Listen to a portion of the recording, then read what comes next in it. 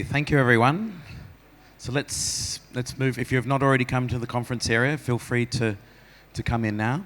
So we're going to start our next session, which is the Southeast Asia session. Southeast Asia, the new centre of growth. This panel discussion will delve deeper into economic impact and forecasts shaping the business aviation landscape across established and emerging markets in Southeast Asia. This session will be moderated by myself, Lethan Francis, the Managing Director of Francis & Lowe. So now, please give a round of applause to our panellists who will be coming up on stage.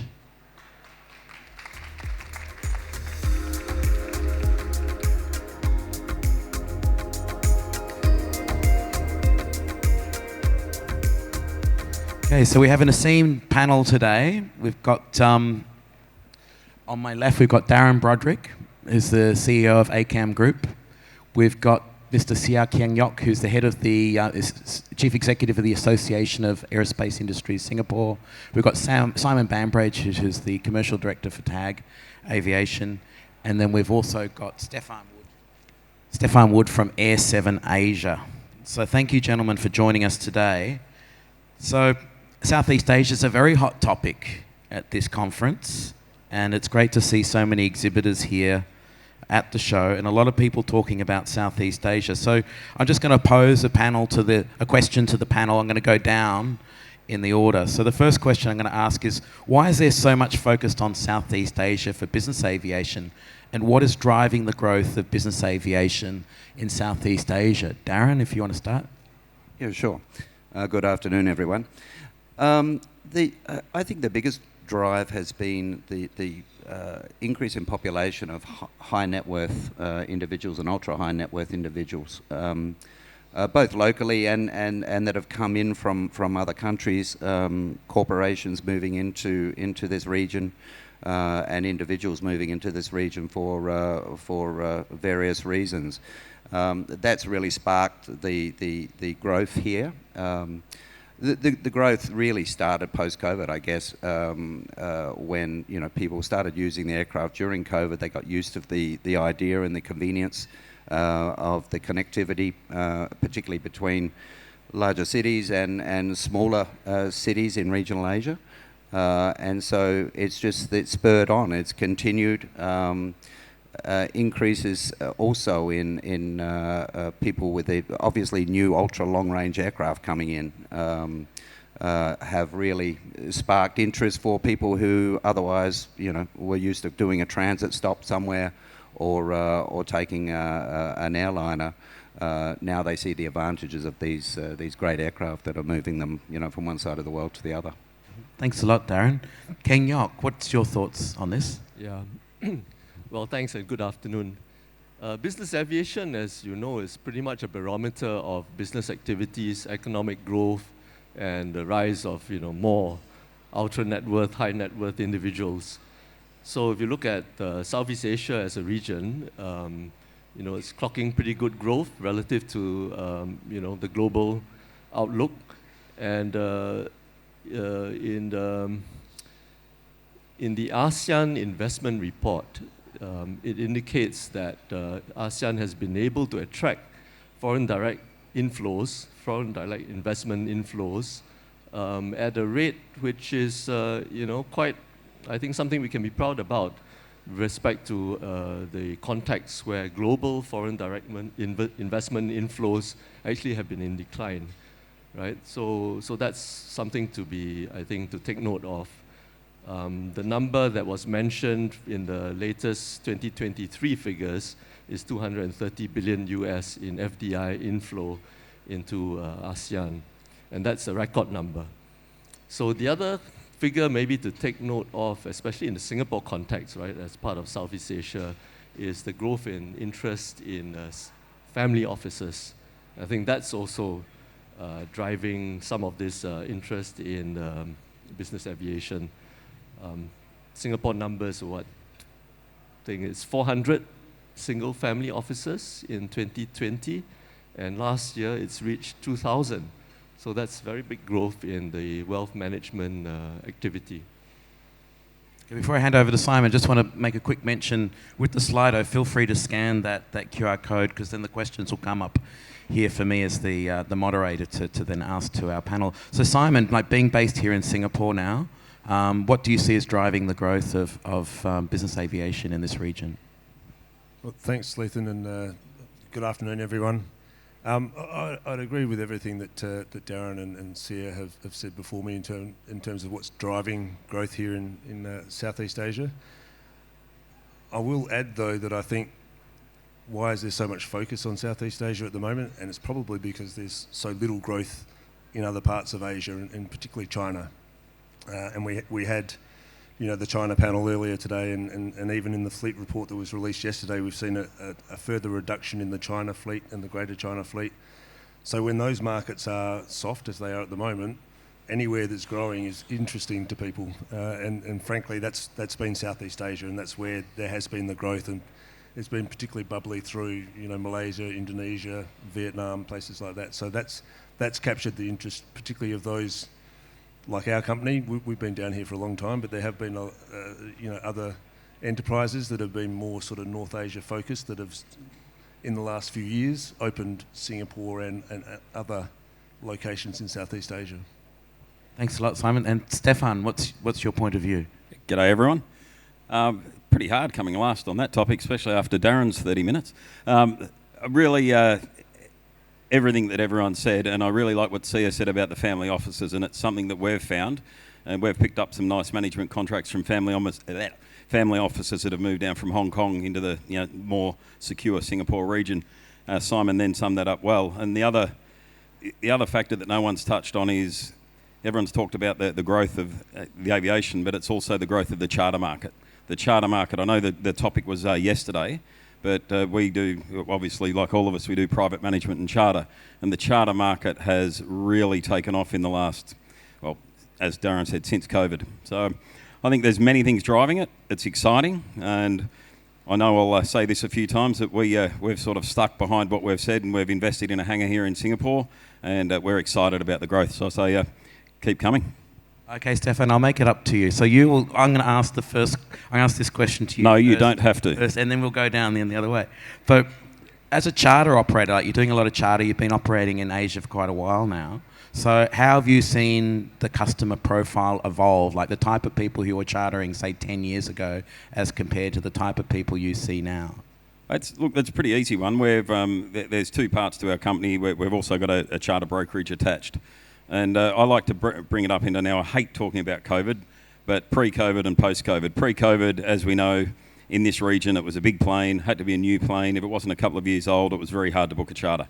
COVID came along after that. You could have chartered a box kite. It was ridiculous. You could, really anything. We started with a Cessna Citation, which an XL, small aeroplane by parts in Asia, where generally you'd really struggle to charter. I think we did 700 hours in the first year.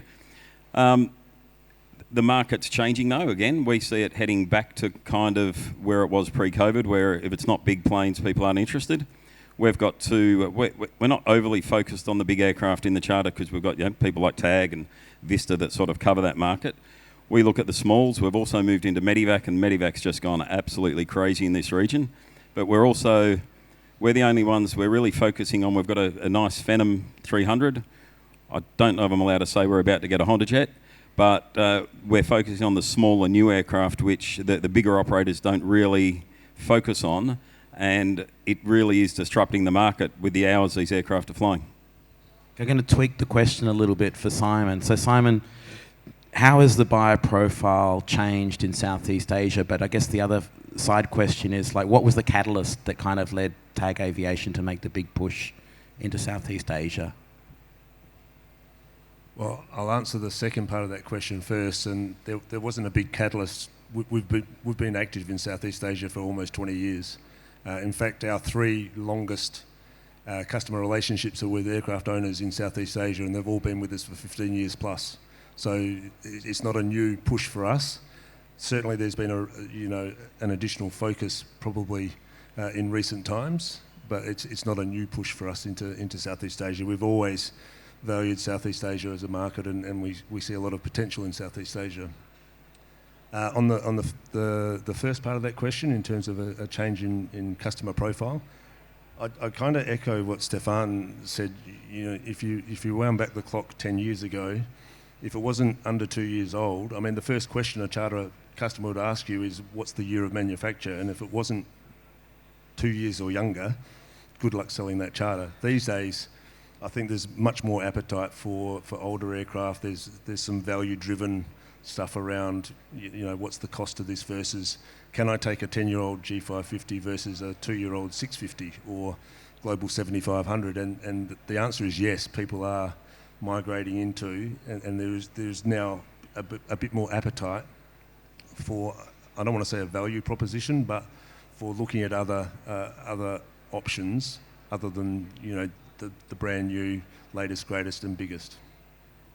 Okay, thanks a lot, Simon. So Kheng Yok, what do you see as the opportunity, I guess, for operators, like with the changing profile? Like, what sort of profile do you think we can see emerging for the operators that they could target? In terms of customers, right?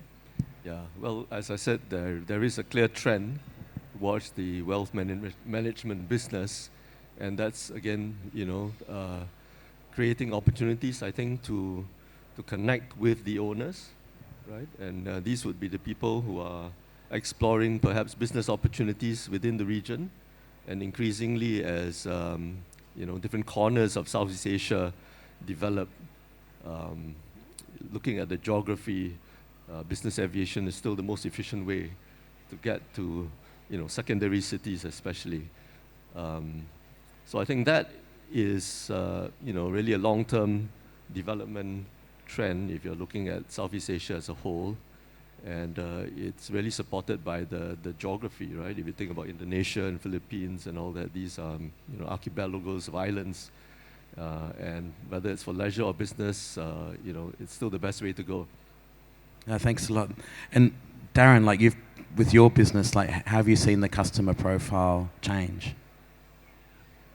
In particularly on the management side, if we disregard the charter side, the management side, we're moving into next gen with a lot of our older clients, like Simon. We've a lot of our clients have been with us for 15 years plus, and you know, their sons are starting to take over the business, and their sons are perhaps a little different mindset to what Dad was.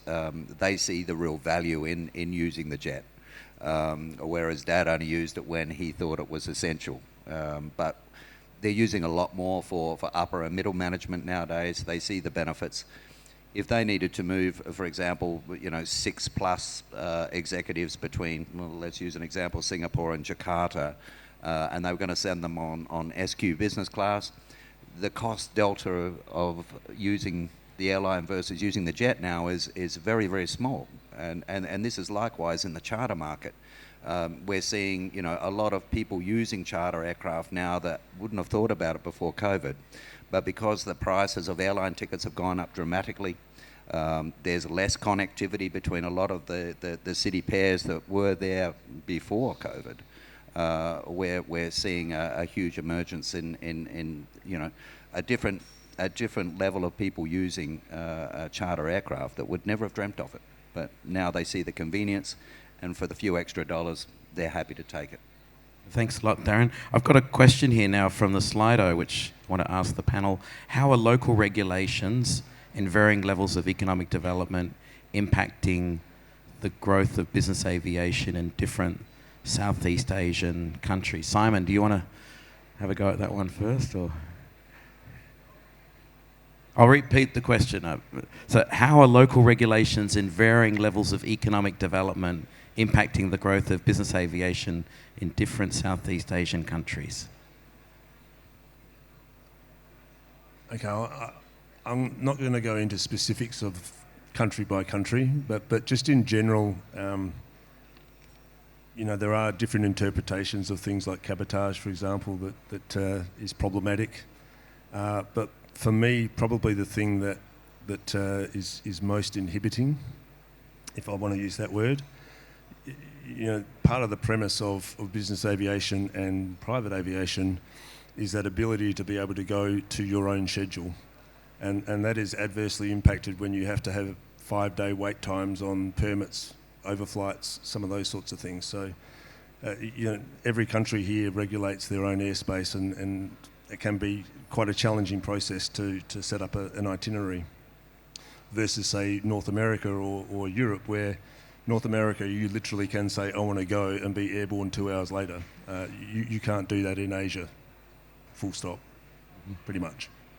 I'd like to add to that. I certainly agree with everything Simon said. And sorry, I like that. Have to get that out at least once. We're on a lot of panels. It's certainly getting harder, and I think it's good for people like us that are already operators, because, as you know, in Singapore and Malaysia, certainly you need the foreign air operator certificate. It's getting harder to get the foreign air operator certificate. I think as the market's growing with the people with aircraft, it's a challenge for people. And like Simon said with cabotage, from a charter point of view, I don't see it quite as challenging when it comes to last-minute permits in the exact Southeast Asia region, like when Indonesia, Malaysia, Thailand, we can generally get a same-day charter, which I think a year ago would have been hard, but now it seems to be not too bad. The harder points are when you're going a bit further north, like Hong Kong, Japan. We constantly have issues trying to get slots into Haneda. You can always get into Narita, but no one wants to go to Narita because it's an hour and a half drive. So, look, it's a challenge, and cabotage, as you said, Simon, everyone has their own opinion on it. And then the one frustrating thing for all of us in the charter market is when you see people that just throw cabotage out the window because they just do Part 91 illegal charters. I had to say that. I'll stop now. Darren, what's your point of view? Well, exactly what Simon and Stefan said. All of these different countries have their different regulations. This cabotage regulation is very grey in many areas, and I think it was back in 2016 or 17 where at one of the ASEAN forums there was a motion passed for open skies, which has never occurred within ASEAN, and I think we really as an industry need to promote that and push that. And that needs to be also based on not just a tale of an ASEAN country. It needs to be where the operator is actually domiciled, because in most cases, certainly with the three operators sitting here, we operate on different tails that are non-ASEAN tails for different reasons, and that helps us in other areas of the world, but here it can also be debilitating. If, for example, open skies occurs and then they say, no, but you have to have an ASEAN tail. But that's something that we need to keep pushing for. As Stefan said, permits are getting a little bit easier in the immediate Southeast Asia region. He's exactly right. Moving, if you're heading towards the Middle East, of course, we can get held up crossing India and so forth. But around here, generally, I agree, we can do most of them within a few hours nowadays, which is a huge improvement on what it was. Mm-hmm. Okay. Thanks, Darren. I've got a very general question to do, because now that we're talking about regulations, I wanted to ask the panel, some regulations, as you know, are not fit for purpose. They're more regulations that were designed for, say, the commercial aviation business, and then they try to apply it to business aviation. How do we get regulators to come up with regulations that better meet the needs of the business aviation sector? I know it's a difficult problem to overcome, but how do we achieve this? What sort of strategy can we employ to get the civil aviation regulators to come up with regulations that are better suited to business aviation rather than trying to rework some commercial aviation regulations? Who wants to? I think the biggest way is through advocacy, and organisations like ASBAR are very proactive in Southeast Asia, but we probably need to, as an industry, stand behind them a lot more and try and rally with the regulators to look at our industry as for what it is. As Simon said, it's on demand. If someone wants to go, we can't be waiting, hours or days for a permit. It needs to be really refined and defined that, especially if you're operating on a private flight. A charter, okay, Stefan said about the FOPs and so forth, yeah, they're getting a little bit more difficult, but in terms of private flight, it should be a lot more flexible from the regulators, and again, I'll go back to what I said at the beginning, advocacy is the only way I think we're going to educate the regulators on this side. Okay, so Kheng, your organisation deals with government organisations all the time, so what sort of advice can you provide on this? Well, I think the first step is really to appreciate the overall circumstances, right? Generally, we're talking about a limited resource, be it airport, airspace, and so on. And I guess the fact is that most countries look at commercial aviation as their first priority when it comes to aviation, whether it's because of economic impact or because it's high volume, right? Most people travel by commercial aviation. So it's tended to be as such designed around that. And so now we're saying that, okay, guys, don't forget about this other significant segment that's growing called business aviation, but we've got quite different rules for playing, right?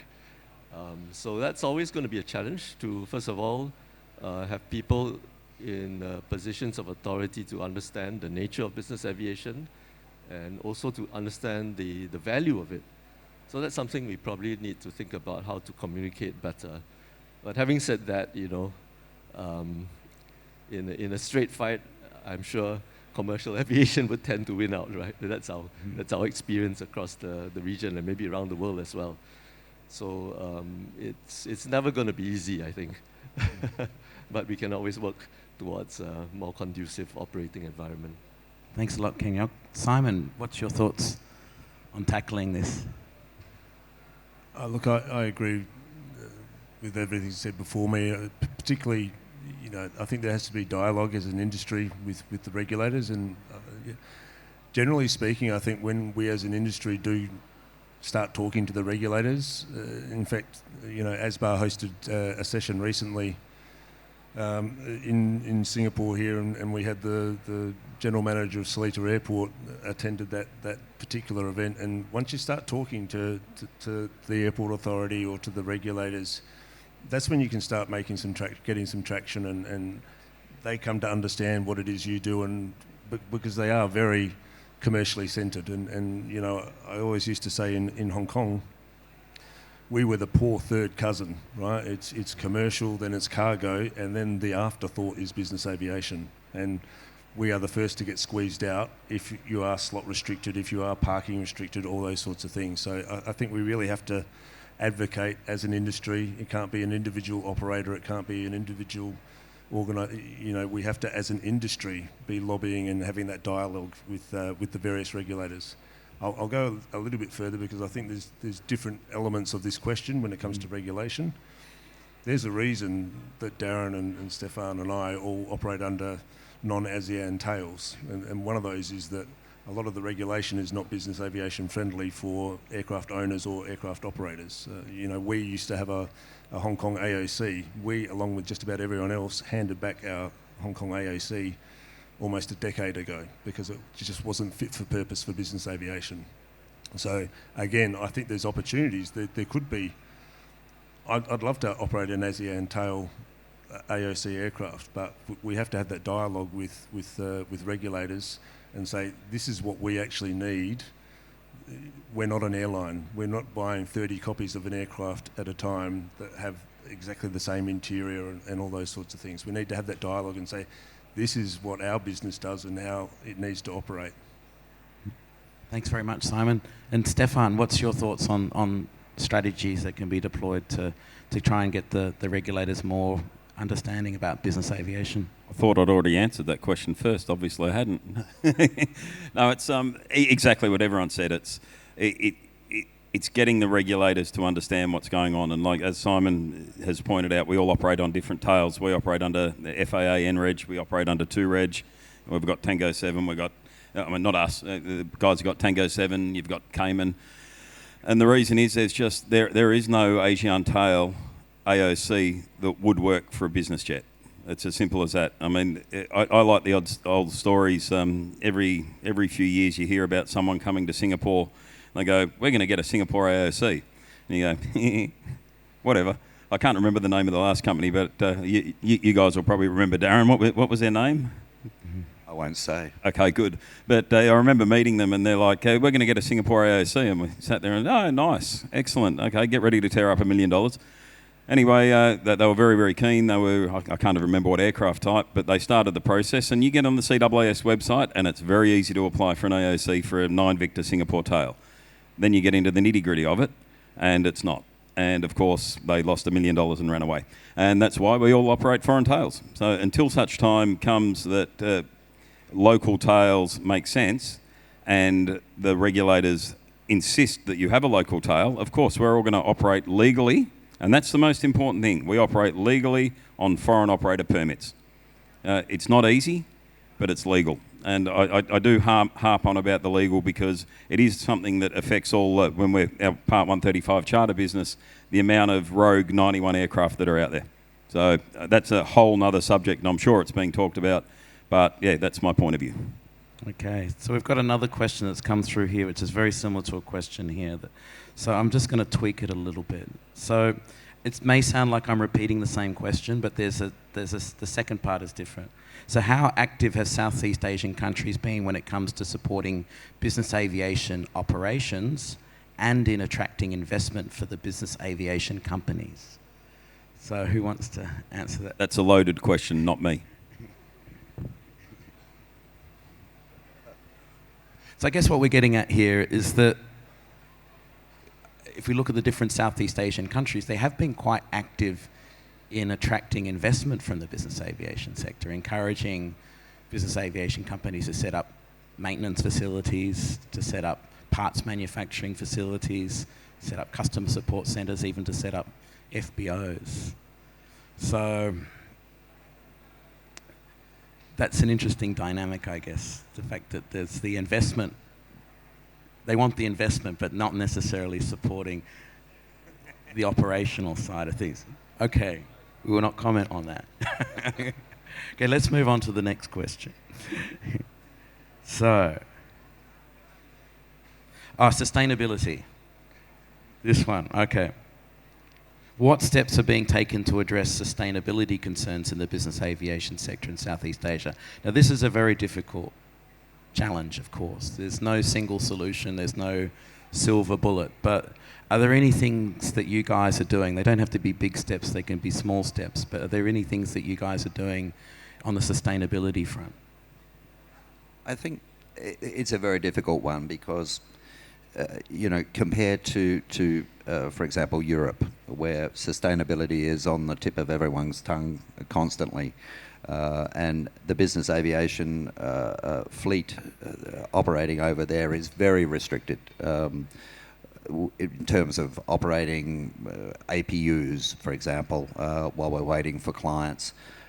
In terms of city pairs that we're now allowed to operate between or not operate between. I mean, the new French rule, if you can get there on a train in 2 hours, then you're not permitted to fly on a private aircraft. The new French taxes on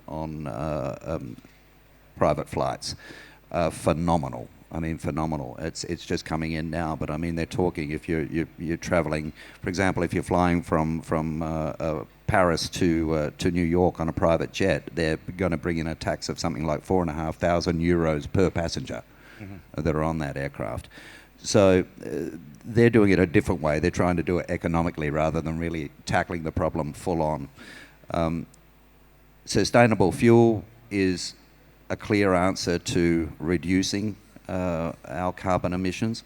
However, still the price of that, the availability of that is very, very limited within Southeast Asia, other than here in Singapore. But again, it's a pricing a thing which it's very hard to convince an owner in this region to fuel his aircraft with sustainable fuel when it's costing him 3.5 times more. He doesn't see the benefit to him in that. So it's a tough one, but I think we're not so much under pressure here at this point of time as they are in Europe, but we are all trying our best, I guess. We've brought in reducing our own operating times on APUs, coordinating more with PAs. Is the boss on the way? Is he not? If the crew have already got the aircraft ready, let us know when he's on the way. We'll shut the APU down and so forth. And then, of course, the only other things we can do are things like recyclable products that we're using during the catering process and so forth on the aircraft. So it's a difficult one for us. I mean, we are a very small contributor to the global emissions, but I guess we've got to try and do our bit. But until the infrastructure is in place in this part of the world anyway, it's very hard for us to do so other than the small steps. Mm-hmm. I'd certainly like to add something from a different perspective than aircraft operating, and Kheng will have something to say about this as well. But like Bombardier, we're one of the few people that have moved into a premises in Singapore and renovated. You look at the Bombardier facility, and they built a purpose-built, the sustainability, the soul, or I don't know exactly what it was, but I know there was a hell of a list they built when they built the extension there. We bought an existing building, 70 Salida, and we thought it'd be an easy project. Dave, our business development manager's here. He's the one that went through it, but the sustainability, and I don't know everything that had to be done, but I know what the price tag was to turn that building into a renovation that we could do compared to the renovation that we wanted to do. So on again, not the aircraft side, but on the ground and the structure point of view, anyone that wants to build or renovate at Seletar, it's certainly one of the things that adds quite a lot to the sustainability side. Okay, Simon, as an operator, is there anything that we can do in terms of sustainability, you see? Yeah, as Darren said, we're a little bit limited in terms of infrastructure to support some of these things. SAF is very limited in availability and is prohibitively priced at the moment. I mean, if there was parity or even close to parity on pricing, I think it'd be a different discussion with your aircraft owner. But as Darren said, when it's 3.5 times the price, it's a tough conversation to have. I think, again, we can work with regulators on things like having more direct flight paths and some of these sorts of things, right? And getting up to higher flight levels sooner and those sorts of, going through China, you're held down all the time and you're burning a lot more fuel, right?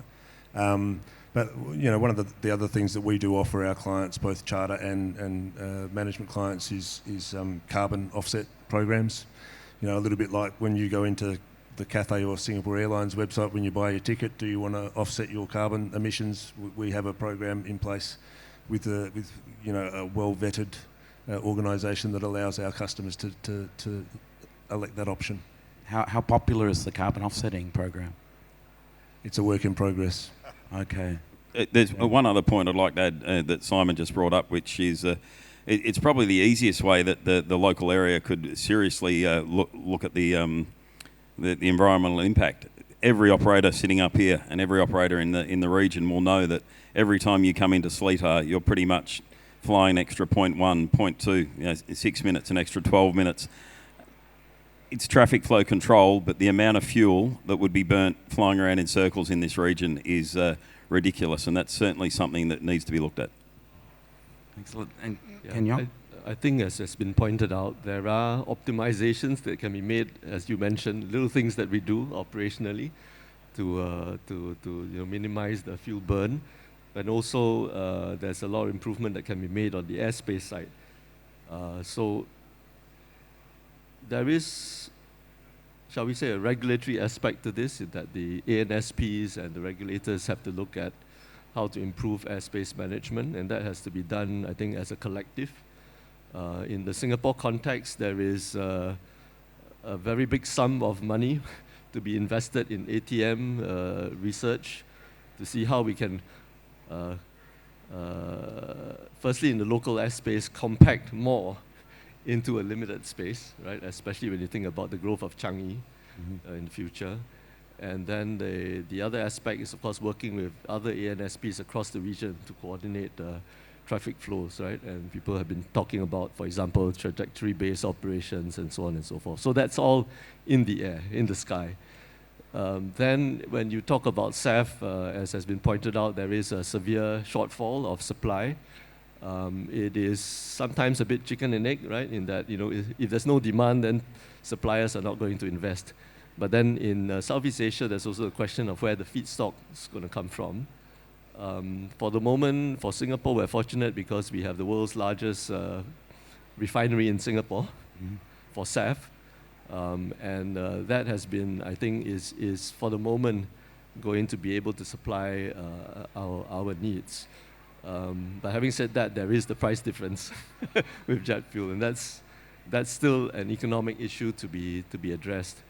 It'll take a long time for that to even out. Whether there are financial models that can improve that difference and so on, I'm not in a position to discuss, I guess. On the other things that we can do, practical ways in our facilities, solid waste management, water, etc. Our association does run a community of practice for sustainability with a particular focus on Seletar. So most companies in the vicinity of Seletar Airport are participating in this, where we discuss what the regulations are, what are the potential collaborations we can put in place, because I think it's hard for any single one company to address it, right? We don't necessarily have the volume on our own to come up with an economic solution, but as a collective, we could do something, right? Whether it's at Seletar or at some of the other aerospace-related parks in Singapore.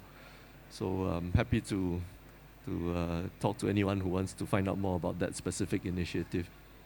Thank you very much, Kheng. I want to go back to the early discussion about when I was asking about, how do we get regulators to sort of come up with regulations that are fit for purpose. And I know when we were doing the prep work, Simon, for this panel, I know you were discussing about how, like Bermuda and San Marino and all these overseas regulators have been very good at coming up with regulations that are fit for purpose. But we don't have that in Southeast Asia. And I think we were talking about how, what if, I think it was a hypothetical, but what if a Southeast Asian country did embrace business aviation and saw it as an opportunity to differentiate themselves in the market and to capture this market? Like, do you think this could be something that could be a strategy? Like, we could persuade one of the countries in Southeast Asia to really embrace this industry and come up with regulations and be a San Marino or Southeast Asia or a Bermuda or Southeast Asia, or is this just not feasible? Did you want me to take that one? Or? Sure, yes, Simon. Well, look, as I said earlier, I'd love to be operating an ASEAN-tailed AOC aircraft. Is there the appetite? I'm not sure, but I do see there's a potential opportunity. I think certainly for somewhere like Singapore, for example, where the very strong rule of law, very strong finance industry, you could have a registry here that financiers are going to be comfortable with. It's a Cape Town Treaty signatory. That have confidence in enforceability, all those sorts of things. It's just whether or not we can get the regulator on board to say, okay, we'll have this set of regulation for commercial and everything else, and we will have a standalone set of regulation that is fit for purpose for business aviation. There's models out there, we know. San Marino is less than 10 years old just about, but it's been very popular because it's specifically designed to cater for, and Bermuda and Cayman and to reg, and there are multiple models that you can look at, but it can be done. It's just whether or not there's the willingness. But if we can demonstrate the economic benefit, we can demonstrate the skilled jobs and positions around legal, finance, aircraft maintenance, engineers, pilots, all those sorts of things, then maybe you can make the case to them. Just add to that and agree with everything you said, Simon. From our point of view, we're a Singapore company. We decided to be a Singapore company. We've invested in Singapore. If there was a Singapore option where we could operate private jets on a Singapore register, we'd be the first one sticking our hands up. It's just economically viable, and it's just not possible. That's why we all operate under foreign operator permits. So, Darren, what's your thoughts on this? Yeah, I'll go out of. I mean, we're a Singapore company as well, and Stefan's right. I mean, it's just prohibitive to even consider at this point of time. No one wants to be the first either. But let's look into to other ASEAN countries in Southeast Asia here, and I think the fear would be that a change of government will change the entire face of what you developed if one of these countries did take a proactive approach to business aviation. We all know every time a government changes in many of these countries, everything changes again. So that would be the fear of putting the work, putting the investment into something, and then seeing it change again 4 years later. That would be devastating. But I think more so, some of the governments may want to consider working with one of these offshore registries, so to speak, alongside them, and let them develop a totally separate register to the base register that they're operating under, and have a private register, which is what these are. And it's a total, I mean, you look at Aruba has a private registry and it has a commercial registry. And it works very, very well. And there are other countries I know that some of these private registries are considering, and I've encouraged them to have a look at Southeast Asia, but it's the unknown for them, and they don't feel that the cooperation would be there. But it would be lovely if we could have that totally different, which is just a change of tail, but it's still that flagged of that country. But I think it's a long way off, unfortunately. Okay. Just to add one final point to that, I think, Simon, you nailed it. The place to do it is Singapore. I mean, Singapore is the safe place. It's the country. It's where we are. And if any regulatory authority took it on, I really do believe this is where it should be. Just to add, and maybe just expanding a little bit on what Simon said, I know in terms of the aircraft leasing industry, everybody knows that in commercial aviation, the centre of aircraft leasing is Ireland, because Ireland set up a regulatory framework to support aircraft leasing. Singapore saw that.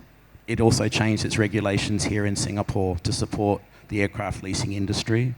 And they said the reason they did that is they recognise that it supports all the other industries, the industries that Simon mentioned, the accounting industry, the banking industry, the finance industry, all of these other industries that Singapore is so strong in. They could see that aircraft leasing would support these other industries. I guess and the business aviation could do the same. I just want to go back to our very first topic, which I want to get your point of view on, the growth in Southeast Asia.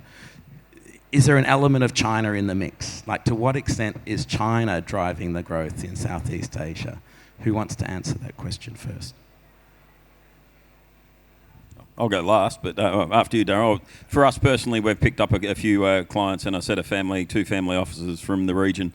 So for us, it's certainly driving it. So we're very happy. Keep on going, China. Yeah, I think there is a lot of growth down here as a result of changes in Chinese legislation.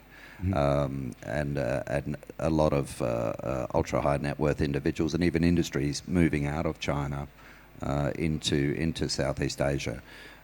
So it's definitely a contributing factor. As Simon said earlier, you look at Hong Kong, where most of the larger players there now all have a presence here in Southeast Asia. And they go beyond that. I mean, they're also moving into Dubai, for example, because there's also a lot of Chinese investment going into Dubai. Mm-hmm. So yeah, it's very interesting, but it's definitely increased the number of aircraft come into this region in the last 2 years, particularly. Mm-hmm. Okay, Simon, what's your point of view on this? To the extent to which the growth in Southeast Asia is partly driven by China. Yeah, I think it's undeniable. I mean, really, China's the big sort of the big elephant in the whole region, right? So when China's down, and there are reasons for China being down, but you see movement elsewhere, and that's as Darren mentioned, industries are moving, so that moves some of the base down into Vietnam and Thailand and places like that. You see family offices moving, so aircraft are moving as a result of that. There's regulatory things and other policy directives in China that influence. Maybe you move those assets, down to Singapore or elsewhere in Southeast Asia. So definitely that's part of it, but it's not all of it. There is organic growth, and for the reasons that Darren mentioned before, there's increasing, wealth creation and industry and entrepreneurship and all those sorts of things that are responsible for organic growth. But there is definitely, part of the growth story is coming down from China. Mm-hmm. Thanks a lot, Simon. And I also want to ask a question. If we look at the different countries in Southeast Asia, like Asian Sky released their data, which of course Singapore's the biggest market. Also, you've got Indonesia, you've got Thailand, you've got Malaysia. But then you've got these other countries like Vietnam, Laos, Cambodia. What's your point of view on the potential for the development of business aviation in these three countries? Darren, do you want to go first? It's huge. I mean, it's the number of aircraft that have come into those three particular countries that you just mentioned in the last couple of years is phenomenal. From what was there before to what's there now is incredible. Again, it's spurred a lot by Chinese industry moving into those regions, particularly the manufacturing sector. I think, countries like Vietnam, for example, I think there needs to be a lot of work done with the regulator to understand business aviation a little more than they do at the present time. Also, even operating non-Vietnamese registered tails domestically around there can be quite challenging. So a lot of education needs to go, but it's new to them. It's this business aviation is only been around for, there's been one or two jets in Vietnam for quite a long time, but as I said, the last few years has been phenomenal, and I think the regulator hasn't been able to keep up with the growth at this point of time, so a lot of dialogue and advocacy is required. Mm-hmm. It's a good point with Vietnam now that you've got the two new operators with Vietnamese tail numbers, so that is one region where there are local operators. And since we've found from the charter point of view, and as Darren said, with domestic Vietnam, there's certainly cabotage there now that makes it very hard to fly internally, where previously it was fairly easy. So Vietnam is definitely a boom, a growth town with Vietnamese AOCs. Simon, what's your point of view on the potential that you see in Vietnam, Laos and Cambodia? I think there's potential, but I remember maybe going back 4 or 5 years ago, and everyone was talking about Vietnam, but that's because there was one person in Vietnam talking to everyone. And look, you're coming off a very low base, so it's easy to have 100% growth when you've only got one aircraft. But with Vietnam specifically, I think it's going to be challenging because the government actually changed the regulation in the last 4 years where you couldn't have a foreign registered aircraft based in. You could previously have a foreign registered aircraft based and operating in Vietnam, and that's pretty much no longer the case now. You need to register it in Vietnam, and it needs to go under an AOC to be based in Vietnam now. So that's a pretty inhibiting or prohibitive sort of regime. We have no appetite, for example, to set up a Vietnamese AOC. In terms of financiers, I'm not sure how many have an appetite to finance an aircraft that's Vietnam registered or Cambodian registered or Laos registered, for example. So some of those sorts of things are going to be inhibiting to the amount of growth that you can see in those particular economies. Mm. And what about Cambodia? What's your point of view on that market? We have an aircraft based in Cambodia, but it's not Cambodian registered. Mm. Yep. I think with Vietnam, you've actually got to give it to the Vietnamese government for making it so that they have to be Vietnamese tails. No, it makes it hard for us that want to manage foreign aircraft, which you can't. But it is a charter industry that's growing. It's just frustrating that for us we operate smaller aircraft, and the only aircraft for charter in Vietnam are large aircraft. So it sort of even precludes people from chartering the smaller aircraft because it's not a VN tail number. You can't fly the domestic. Leighton, I think you raised this question because of the economic potential we see in those countries that you mentioned. But it's probably going to be a patience game, right? As we're all finding out, it takes time. But I do wonder whether we can, collectively catalyze some of these changes.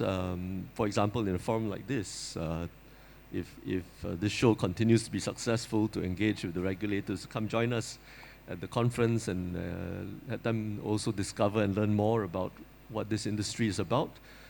And could it be that one of the regulators, maybe it's an ASEAN thing, or maybe it's a Singapore initiative, for example, to help level up, as it were. Although I think it's not going to be an easy path, but if the regulators can work among themselves, that would even be better for the whole region, right? Then we don't have to deal piecemeal with individual countries. No, thank you very much, Kheng Yok, and I think that's a good way to end this session. And I just would like to thank our panellists for their time today to be with us. So please give a round of applause to our panellists.